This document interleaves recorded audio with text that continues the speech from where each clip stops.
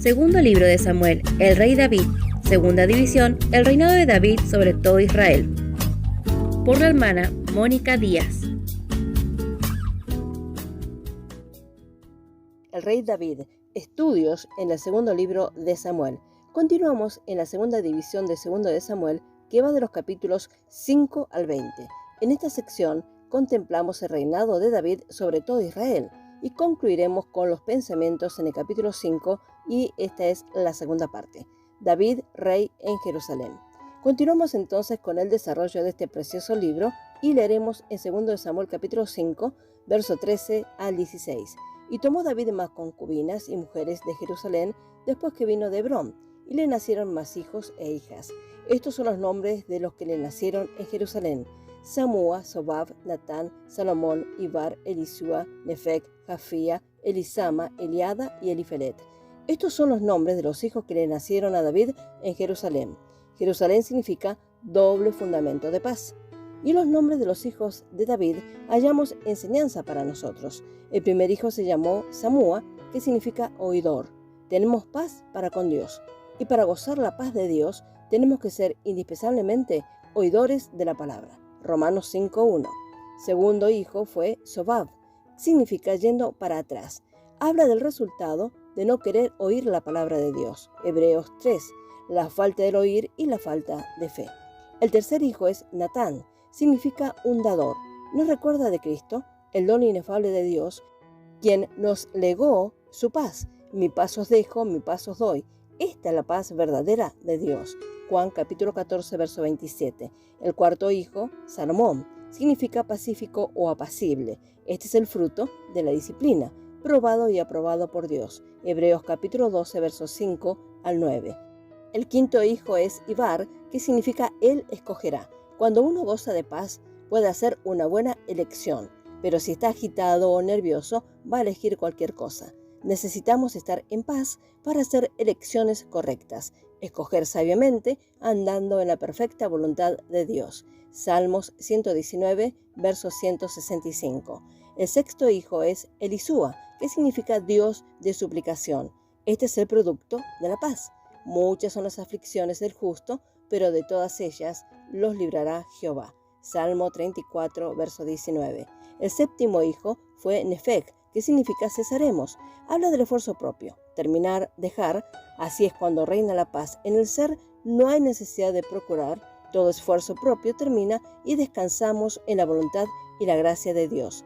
Filipenses capítulo 4, versos 6 y 7. El octavo hijo fue Jafía, que significa causando resplandor. Habla del favor de Dios. En Números capítulo 6, verso 24 al 26, la bendición de Aarón, la cual dijo a Israel, habla del favor y de la presencia de Dios. Los que están en paz, gozando de la paz de Dios y hallan así el favor de Dios.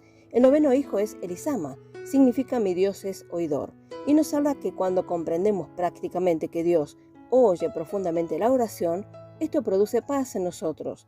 De otro modo manifestaremos inquietud y realmente hay paz cuando sabemos que Dios es oidor. Jeremías capítulo 29, verso 12. El décimo hijo es Eliada, significa Dios es convocador.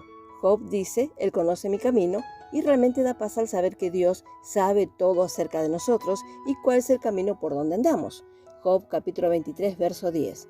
El undécimo hijo es Elifelet, significa Dios de escape. Primera de Corintios capítulo 10, verso 13. Esto nos debe producir mucha paz en nosotros. El saber que Dios nunca nos va a probar más allá de lo que podamos soportar. Siempre Él provee una salida. Todos estos nombres de los hijos de David nos hablan de los resultados de la paz. Cuando David estaba en Hebrón, que significaba comunión, tuvo 6 hijos. Ahora está en Jerusalén, que significa doble fundamento de paz, y tiene 11 hijos. Realmente, a pesar de las contrariedades de la vida, podemos gozarnos en Dios, disfrutando de su paz en perfecta comunión con Él, en la faz del enemigo y fructificar así para Dios. Leemos en 2 de Samuel capítulo 5, verso 17. Oyendo los filisteos que David había sido ungido por rey sobre Israel, subieron todos los filisteos para buscar a David, y cuando David lo oyó, descendió a la fortaleza. No podemos descuidarnos a pesar de las seguras victorias que ya hemos obtenido. Siempre hay enemigos que tratan de destruir la obra de Dios, y esto la obra de Dios que ha comenzado. En el caso de David, los filisteos sentían que tenían derecho a atacar a este hombre, pues él había sido una espina en su lado, en su costado, desde hace muchos años atrás. No podían permitirse el lujo de dejar que él llegue a ser demasiado poderoso, pues esto iba a significar su derrota. Una vez más, vemos la absoluta dependencia de David en el Señor en su orientación. Leemos en 2 Samuel capítulo 5, verso 19. Entonces consultó David a Jehová, diciendo: ¿Iré contra los filisteos? ¿Los entregarás en mi mano? Y Jehová respondió a David: Ve, porque ciertamente entregaré a los filisteos en tu mano.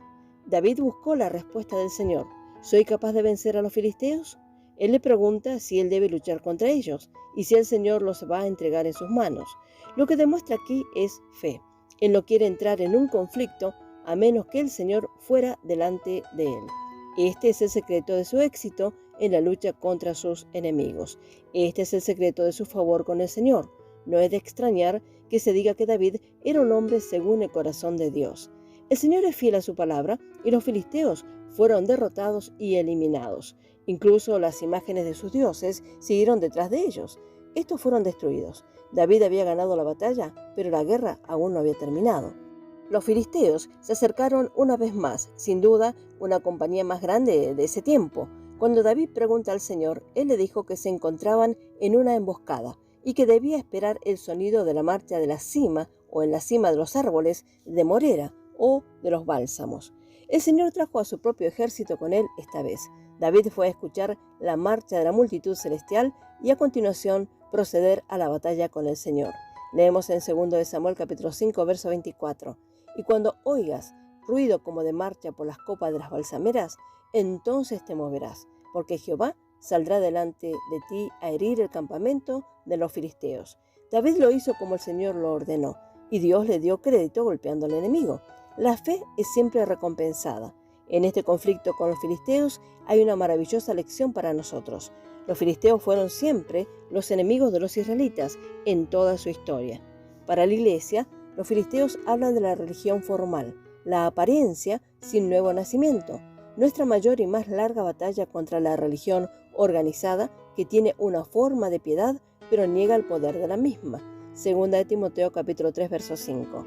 Los filisteos nunca abandonaron la batalla. Aunque fueron derrotados, volvieron a atacar una y otra vez. Tenemos que luchar constantemente contra este espíritu, el formalismo, que lleva al pueblo de Dios en cautividad, pues podemos estar enredados con ellos antes de que nos demos cuenta. Ellos tienen sus dioses y las imágenes constantemente delante de nosotros, y si estamos descuidados, vamos a comenzar a imitarlos. Esa ha sido la razón del declive de la Iglesia hasta estos últimos días. En lugar de la separación, ella siguió la imitación. Anteriormente, los cristianos fueron conocidos por ser valientes en declarar su fe en Jesús. Hoy en día pareciera que es conveniente ser como los demás. Es una gran tentación.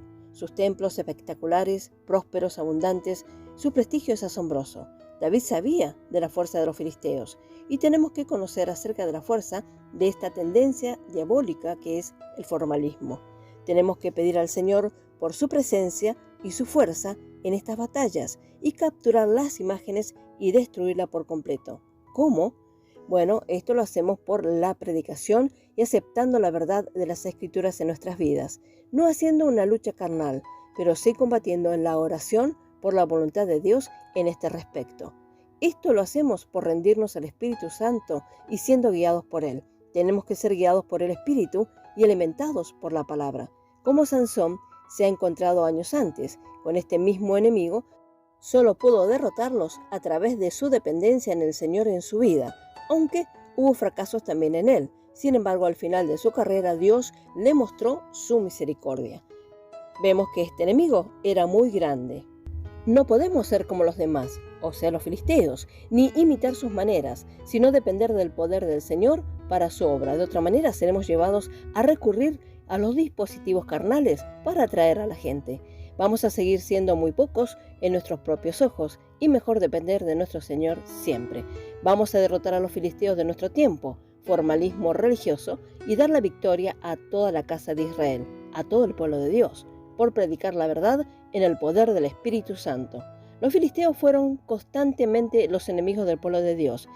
siempre buscando guerra contra Israel. Y vemos su estrategia. Ellos fueron a buscar a David. Esto nos habla que siempre hay enemigos dispuestos a destruir la obra de Dios. Señala a los religiosos, la religión y el formalismo que niegan la eficacia del poder de Dios.